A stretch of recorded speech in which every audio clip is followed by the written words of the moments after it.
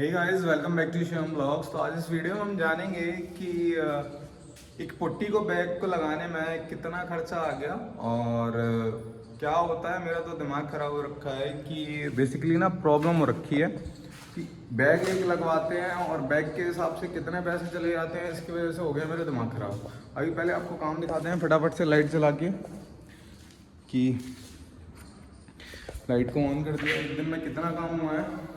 तो ये है अंदर वाला रूम और कल इसमें कारीगर घुसा था।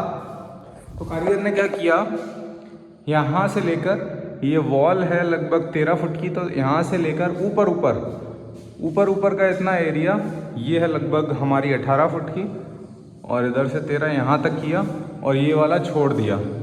अब उसको इतना नहीं था कि थोड़ा सा माल और बना ले और ये वाला एरिया भी कवर कर दे।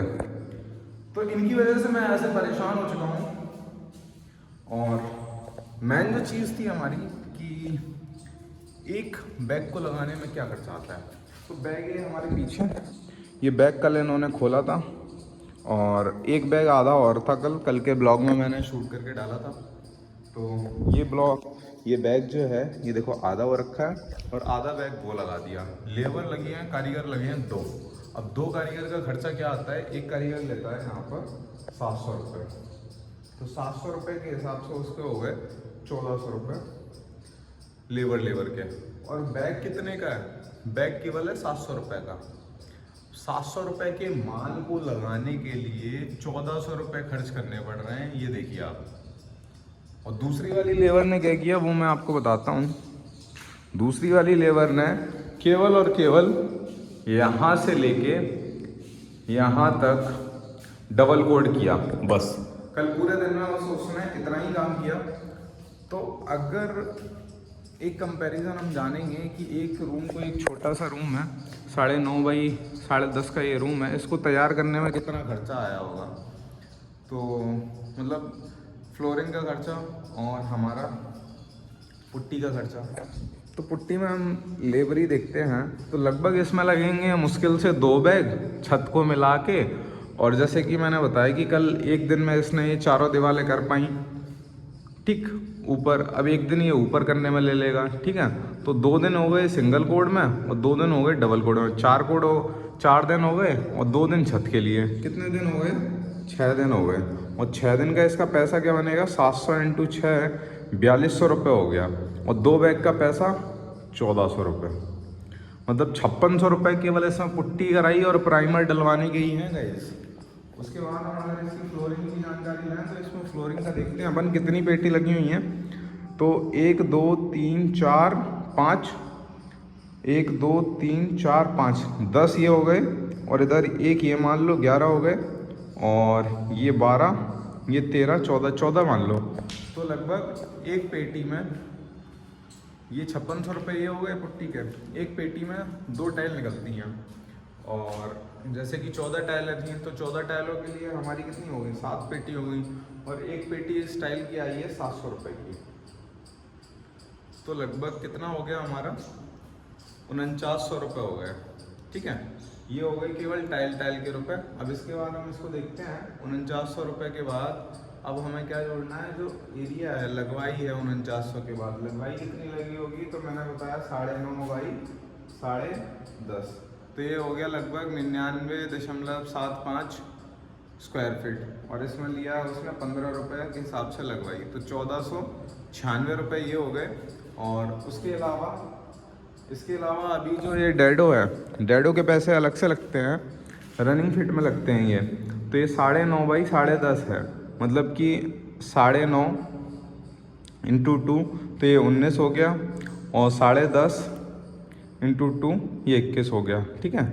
21 + 10 31 × 15 तो ये 465 ये हो गए। और 1500 रुपये वो थे, प्लस हमारे 4900 रुपये पेटी के थे। 4900 रुपये पेटी के थे, तो ऐसे कुल मिला के 6865 रुपये हो गए। अब इसमें एपॉक्सी भरने के 500 रुपये और लेगा वो, तो लगभग 7300 रुपये हो गए इसकी फ्लोरिंग के। और जो हमारे वो थे पुट्टी वाले पैसे थे वो लगभग थे हमारे 7200 रुपये। तो लगभग 14,000 रुपये में ये कमरा जो है वो तैयार हुआ है। आप देख सकते हो ये जो मटेरियल है इसको अपॉक्सी बोलते हैं, इसमें ग्रुपिंग कराना होता है। अब इसका फ़ायदा क्या होता है, यहाँ इको हो रहा है, मैं बाहर निकल के बताता हूँ। इसका फ़ायदा क्या होता है, जैसे कि हमने ग्रुपिंग कराई है तो ये वाला टाइल जो है, चाहे कजारिया का लो चाहे आप किसी भी ब्रांड का ले लो, ये वाला टाइल जो है, ये वाला टाइल जो है बीच में टाइल में ना बेंड आ जाता है। बेंड का मतलब जैसे ये टाइल यहाँ पर लेवल में है, ये टाइल यहाँ पर लेवल में है, लेकिन ये टाइल यहाँ पर लचक मारा हुआ है। तो फिर जैसे आप चलोगे तो पैर में नीचे पता चलेगा कि ये ऊंची नीचे लगी हुई है और शो अच्छी नहीं दिखेगी अगर ये आपस में चिपक के लगेंगी। वहीं अगर इसमें अपॉक्सी लग जाएगी ना, जो मटेरियल होता है अपॉक्सी, अगर वो बढ़ जाएगा ना तो उसके बाद क्या होता है कि आपको ना चलने फिरने में पता नहीं चलेगा कि ये टाइल ऊंचे नीचे लगे हुए हैं या फिर ऊंचे नीचे हैं।